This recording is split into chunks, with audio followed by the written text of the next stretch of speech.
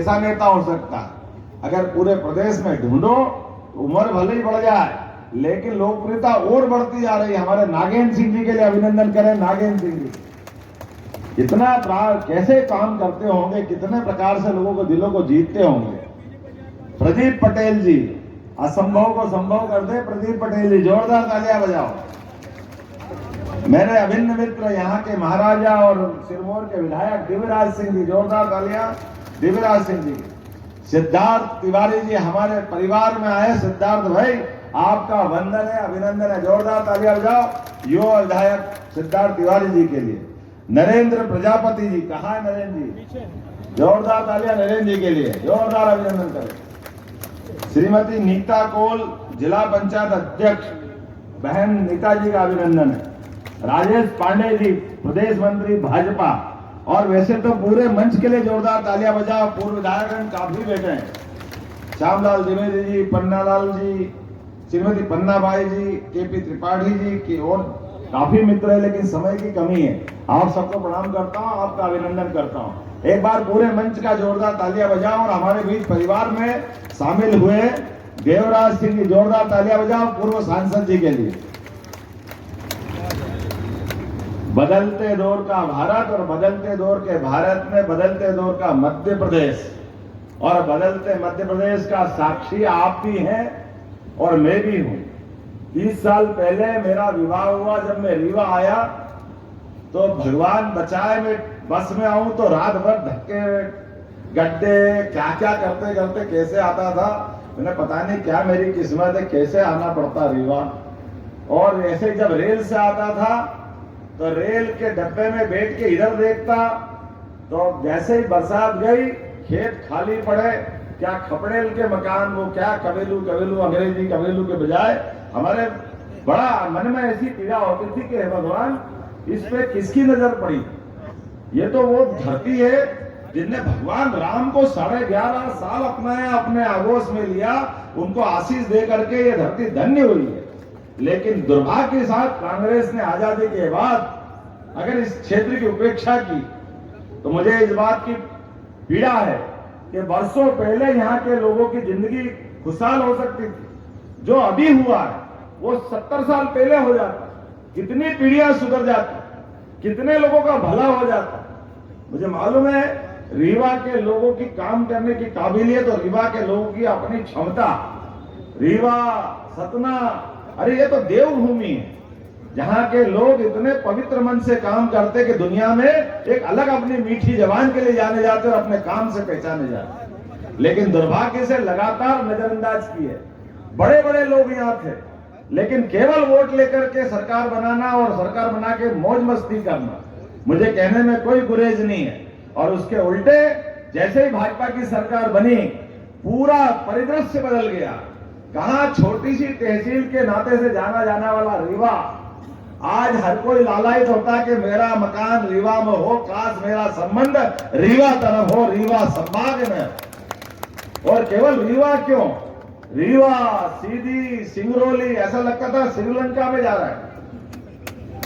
आने के रास्ते नहीं, जाने के रास्ते नहीं, रेल के ठिकाने नहीं, और कहने के लिए नीचे धरती रत्न गरबा, क्या चीज नहीं थी वहां, सब कुछ है। अगर नहीं थी तो कांग्रेस की इच्छा शक्ति नहीं थी विकास करने के लिए।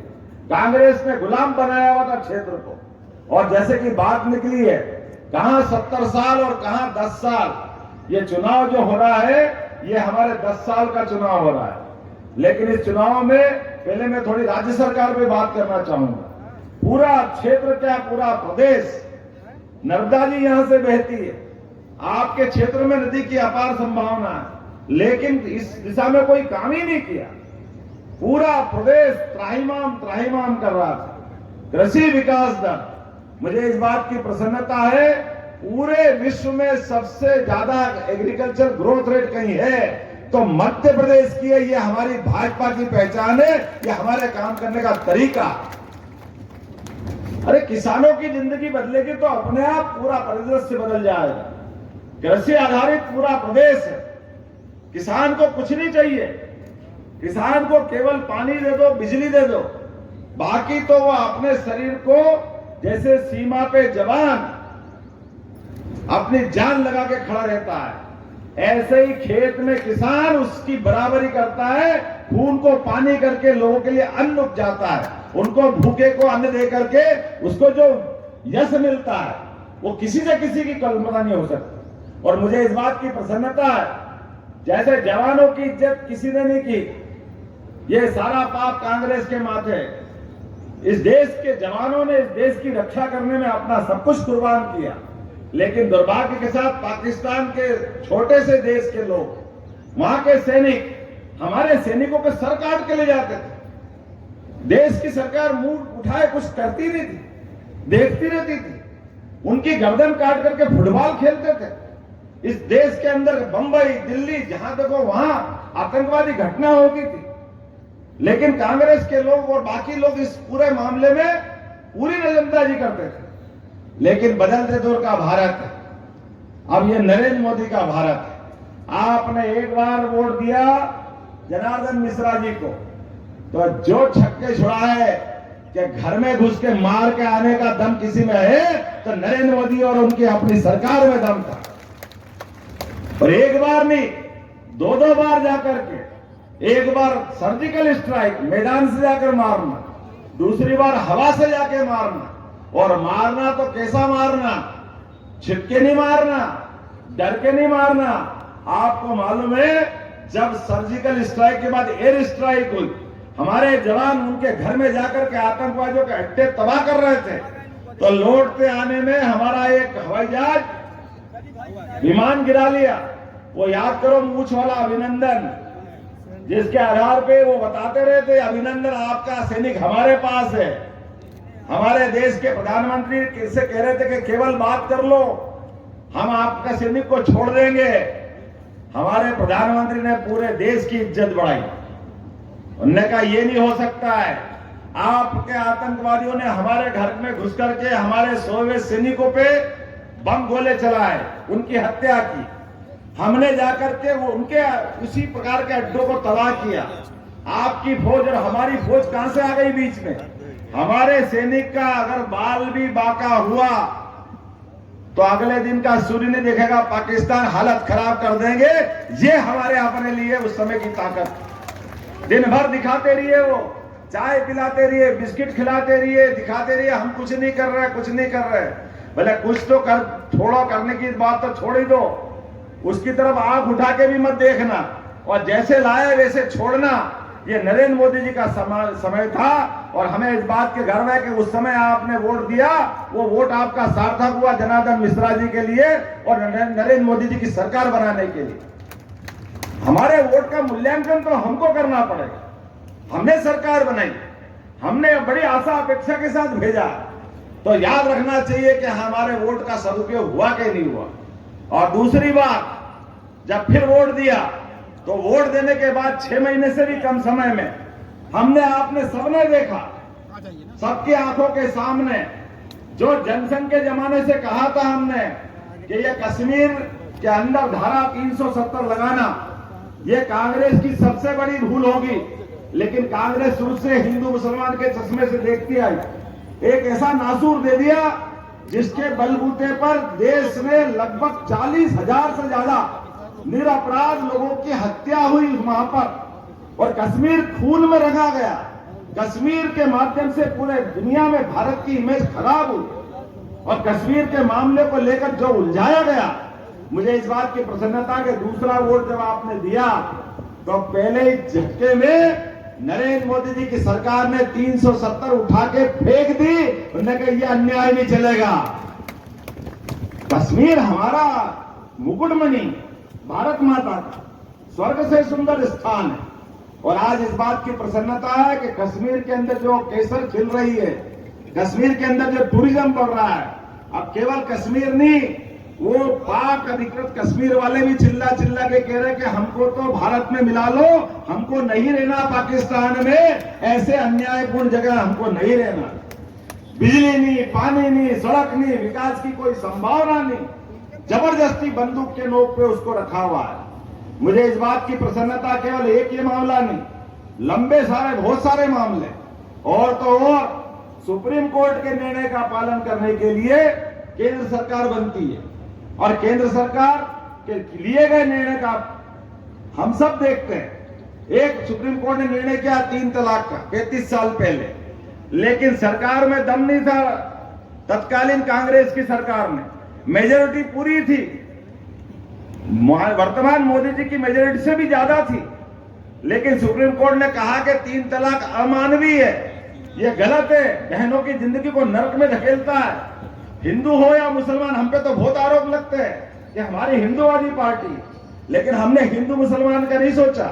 हमने कहा भले मुस्लिम बहनें हैं, लेकिन है तो भारतीय, है तो अपने राष्ट्र की, उनकी बहनों के साथ क्यों अन्याय होना चाहिए।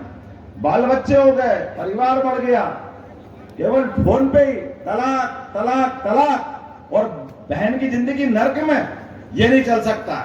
नरेंद्र मोदी ने कहा कि 3 तलाक 35 साल पहले सुप्रीम कोर्ट ने निर्णय किया। उस समय की सरकार नामर्द होगी, कमजोर होगी, लेकिन हमारी सरकार उस अन्याय को बदलेगी और हमारी सरकार ने एक झटके के साथ वापस उस सुप्रीम कोर्ट के निर्णय को लागू कर दिया। ये 56 इंच वाले की सरकार है, क्योंकि मोदी है तो, आवाज नहीं आई, मोदी है तो ये सारे काम इसीलिए हो रहे हैं क्योंकि मोदी है तो, और भगवान राम का फैसला सुप्रीम कोर्ट ने दिया। वर्षों वर्षों तक इस मामले को लटकाया गया। बार बार हिंदू मुसलमान राम मंदिर का अगर फैसला हो गया तो समझो देश में आग लग जाएगी, पता नहीं क्या हो जाएगा। अरे अयोध्या में सरयू किनारे भगवान राम का अगर जन्म स्थान पे मंदिर नहीं बनेगा तो इस देश के अंदर हम क्या करेंगे। वो इतनी बड़ी आबादी का, इतनी बड़ी मात्रा में उनके मानने वालों का पूरा देश, भारत की पहचान दुनिया में भगवान राम भगवान कृष्ण से है, लेकिन बड़े दुर्भाग्य के साथ कहना पड़ रहा है राम मंदिर जैसे पवित्र मुद्दे को भी उलझा करके बार बार अड़ंगे लगाए। मुझे इस बात की प्रसन्नता है, जैसे ही सुप्रीम कोर्ट का फैसला आया, बाल बराबर भी कोई झंझट नहीं हुआ और धूमधाम से प्रधानमंत्री जाकर शिलान्यास कार्यक्रम में सम्मिलित हुए। इसलिए कहा गया कि मोदी है तो बोला जय जय श्री राम। और बात का तो बोलना ही नहीं है, 22 जनवरी का घटना आपने सबने देखी, लेकिन मैं याद इसलिए दिला रहा हूं कि ये हमारे भावनाओं का, हिंदुओं के सम्मान का, कांग्रेस को अपमान करने का अधिकार किसने दिया। कांग्रेस ने बार बार हिंदुओं की भावनाओं का कुठाराघात किया, बार बार उनको अपमानित किया। हमने निमंत्रण दिया, हमको मालूम राम मंदिर में अड़ंगे किसी ने लगाए तो एकमात्र पार्टी कांग्रेस पार्टी, जिसके राष्ट्रीय महामंत्री कपिल सिब्बल, मनु सिंघवी, बड़े बड़े पदाधिकारी, ये बेशर्म होकर के सुप्रीम कोर्ट में भगवान राम के मंदिर का फैसला नहीं करने के लिए बार बार अड़ंगे लगाते रहे।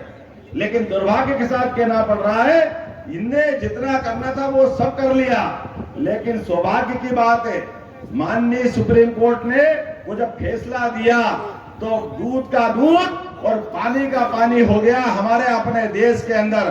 बोला जय जय श्री राम। अयोध्या का धाम आज दुनिया में इस बात की मिसाल बन गया कि हिंदू हो या मुसलमान, और तो और जिनने 70 साल तक इस मुकदमे में सामने आकर के मुस्लिम पक्ष का नेतृत्व किया, वो भी प्रसन्नता के साथ लोकार्पण में शामिल हुए। ये हमारे देश का अपना चरित्र है, यहाँ राम और रसखान की संस्कृति है। लेकिन अगर कोई नहीं गए तो एकमात्र पार्टी कांग्रेस ने इस कार्यक्रम का बहिष्कार किया। बहिष्कार नहीं किया, अरे निमंत्रण ठुकरा दिया। एक बात ध्यान रखना, जिसने भगवान राम के मंदिर निमंत्रण को ठुकराया है, अब जनता इनको नहीं ठुकराएगी, ठुकराएगी कि नहीं ठुकराएगी। आने वाले 19 तारीख को, यहाँ तो 26 तारीख को रीवा के अंदर आज आप नॉमिनेशन फॉर्म जमा रहे हो, दूसरे चरण में आपका वोटिंग है। एक एक आदमी घर घर से निकल के जाएगा और किसी हालत में भगवान राम का जो अपमान हुआ है उसका बदला लेके मानेगा। बोलो बदला लेगा कि नहीं लेगा। ये आपको प्रभु राम का स्मरण करके जाना है। और लोकतंत्र में हमने पारस को नहीं देखा, लेकिन ये बदलते दौर का नरेंद्र मोदी का शासनकाल देखा है। परमात्मा की दया से हम अपने आप को नरेंद्र मोदी के रूप में बदलते हुए इस देश की भव्यता और दिव्यता को लाने के लिए अपने कदम बढ़ाएं और किसी भी हालत में जनार्दन मिश्रा जी को तीसरी बार फिर बनाए तो अपने देश का दुनिया के अंदर नंबर 1 का देश बनाने का अगर निर्णय मिलेगा, ये चुनाव फैसला करेगा। जोरदार तालियां बजा करके नरेंद्र मोदी जी के इस तीसरे चरण के लिए कदम बढ़ाइए। और अब अयोध्या नहीं अकेले, अयोध्या तो छोड़ो, अरब में भी, अबू धाबी में भी मंदिर बनवाया।